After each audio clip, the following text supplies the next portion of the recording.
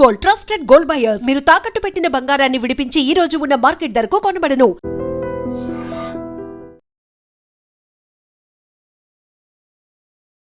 నమస్తే, welcome back to ID media. నేను మీ ఝాన్సీ. మన ఆయుర్వేదం ప్రోగ్రామ్కి అందరికీ స్వాగతం. స్కిన్ మీద తెల్ల మచ్చలు సోబు అంటూ ఉంటుంటారు. చాలామందికి ఇక్కడ కానీ తెల్ల తెల్లగా మచ్చలు పొడ అని కూడా అంటూ ఉంటారు. అసలు ఇది ఎందుకు వస్తుంది? జనరల్గా బాడీ అంతా ఏమో కానీ ఫేస్ మీద ఏదైనా మచ్చలు కానీ ఇలాంటివి, ఇక్కడ చారలు కానీ లేకపోతే ఏదైనా అలాంటి పింపుల్స్ లాంటివి వచ్చినప్పుడు చాలా చిరాగ్గా అనిపిస్తుంది, చూడడానికి కూడా బాగుంటుంది. కాబట్టి దీనికి ఏదైనా ఆయుర్వేదంలో రెమెడీ ఉందా? ఏదైనా మెడిసిన్ కానీ లేకపోతే ఫేస్ ప్యాక్స్ కానీ మందులు కానీ ఉన్నాయో తెలుసుకుందాం. ప్రస్తుతం అంతా ఉన్నారు ఆయుర్వేద వైద్యంలో 35 ఏళ్లకు పైగా అనుభవం ఉన్న చిటిపొట్ల మధుసూదన్ శర్మ గారు. నమస్తే సార్, ఎలా ఉన్నారు సార్? సో ఈ తెల్ల మచ్చలు, మనం లాస్ట్ వీడియోలో నల్ల మచ్చలు, పింపుల్స్, పిగ్మెంటేషన్ అన్నింటికీ చేసాము. తెల్ల మచ్చల్ని మనం ఇది సోబు అని అంటారు కదా, అదేనా సార్? రెండు ఒక్కటేనా? తెల్ల మచ్చలు జనరల్గా 2 రకాలమ్మా. సో శోభి మచ్చలు అని చెప్పేసి అది కామన్గా వచ్చేది. తర్వాత తెల్ల పొడ అని చెప్పి 2 రకం ఉందమ్మా. శోభి మచ్చలు సర్వసాధారణంగా ముఖము, తర్వాత ఈ చెస్ట్ భాగము, వెనక భాగంలోనే జనరల్గా వస్తుంటాయి ఇన్ జనరల్గా. కొంతమందికి చేతులు కూడా రావచ్చమ్మా. శోభి మచ్చలు ఏదో కొన్నాళ్ళు బాధ పెట్టేసి తగ్గిపోతాయి, అంత ఇబ్బంది కూడా ఉండవు జనరల్గా. ఏమంటే అది కొన్నాళ్ళకు సంబంధించినటువంటి సమస్య.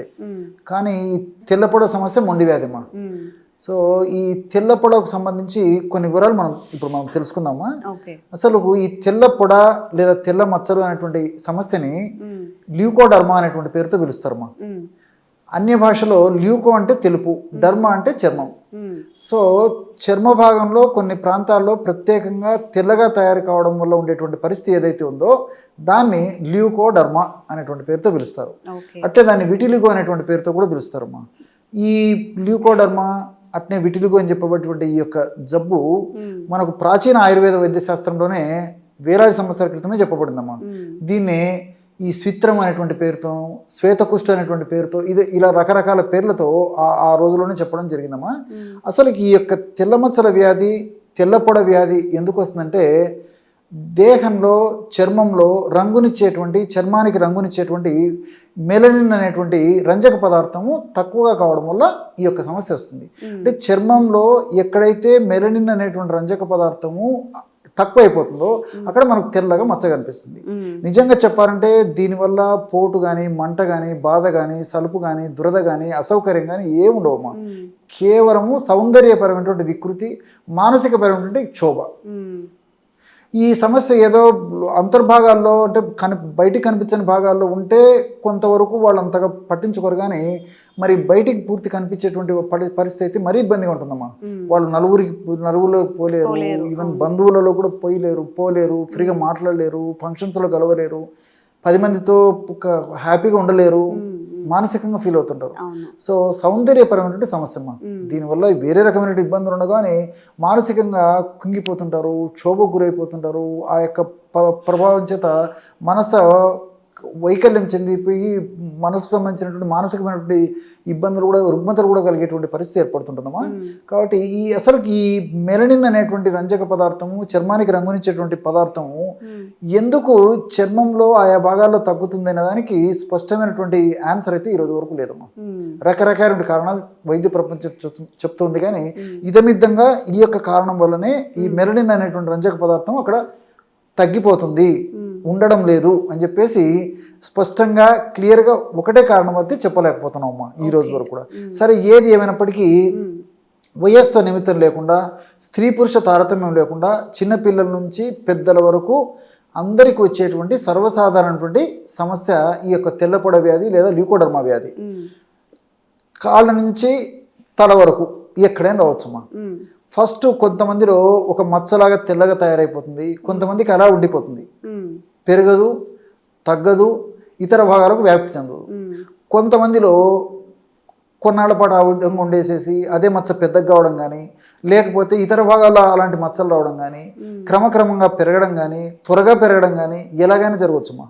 ముఖ్యంగా మానసిక ఒత్తిడి ఎక్కువ ఉన్నటువంటి వాళ్ళలో, అదేవిధంగా వ్యాధి నిరోధక శక్తి తక్కువగా ఉన్నటువంటి వాళ్ళలో, షుగర్ ఉన్నటువంటి వాళ్ళలో, వెయిట్ ఉన్నటువంటి వాళ్ళలో, ఇలాంటి వాళ్ళలో ఈ సమస్యలు వచ్చినప్పుడు చాలా త్వరగా పెరిగేదానికి అవకాశం కూడా ఉంటుంది అనమాట. ఏది ఏమైనప్పటికీ అద్భుతమైనటువంటి ఆయుర్వేద ఔషధాలు ఉన్నాయమ్మా దీనికి సంబంధించి. అలాంటి ఔషధాల్లో అందరూ వాడుకోదగ్గ క్షేమదాయకమైనటువంటి చక్కటి ప్రయోజనాన్ని పొందగలిగినటువంటి ఎంతోమంది వాడి సత్ఫలితాలు ఇచ్చిన తర్వాతనే మరి ప్రేక్షకుల కోసం ఇప్పుడు నేను చెప్పబోయేటువంటి ఔషధం కూడా చాలా మంచిదమ్మా. ఓకే. ఆ ఔషధ తయారీకి మీరు చాలా ఆశ్చర్యపోతారమ్మా. అరిటాకుల బూడిదమ్మా. అరిటాకుల బూడిద? మీరు చాలా ఆశ్చర్యపోతారమ్మా ఇలాంటివన్నీ చెప్తుంటే.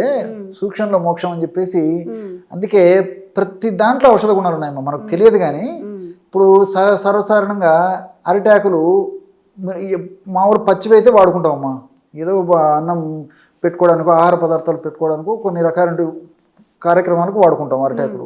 చెట్టు కింద రాలి పడిపోయి ఉంటామా, లేకపోతే ఇంటికి తెచ్చుకున్నటువంటి అరిటాకులు కూడా మనకు వాడంగా కొన్నాళ్ళకి ఎండిపోతాయి.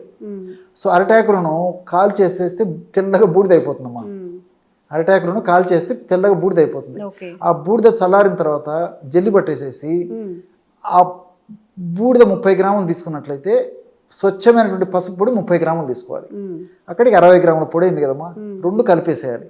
ఒక పాత్రలో పెట్టుకొని ఒక సీసాలో నిల్వ ఉంచుకొని రోజు ఉదయం ఒక్కసారి, రాత్రి ఒక్కసారి, ఆహారానికి ఒక అరగంట ముందు 1 గ్రాము, పొద్దున 1 గ్రాము, రాత్రి 1 గ్రాము, 1 గ్రామ్ పౌడర్ను తగినంత తేనెతో తీసుకోవచ్చు.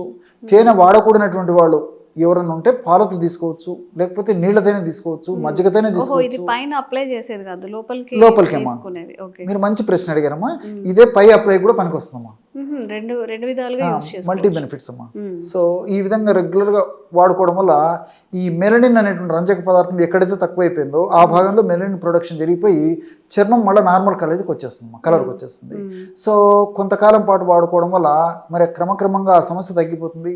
భవిష్యత్తులో మరలా ఆ సమస్య పునరావృతం కాకుండా కూడా ఈ అరిటాకు బూడిదలో ఉన్నటువంటి రసాయన గుణాలు, అదేవిధంగా ఈ పసుపులో ఉన్నటువంటి రసాయన గుణాలు సదా దేహంలో ఉంటూ సదా రక్షిస్తూ సదా కాపాడుతుంటాయమ్మా.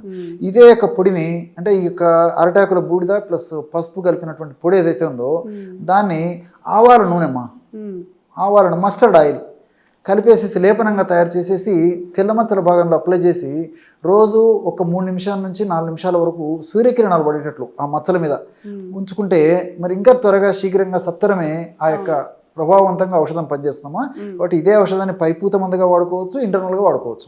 సో ఎవరైనా కానీ తెల్ల మచ్చలతో బాధపడుతున్నట్లయితే చాలా ఈజీ కదా, మనకి అరిటాకులు ఇంట్లో నార్మల్గానే ఊర్లలో దొరుకుతాయి కాబట్టి ఒకవేళ దొరకకపోయినా మనకు ఆయుర్వేదిక్ స్టోర్లు దొరికితే అవి తెచ్చుకొని యూజ్ చేసుకోవచ్చు.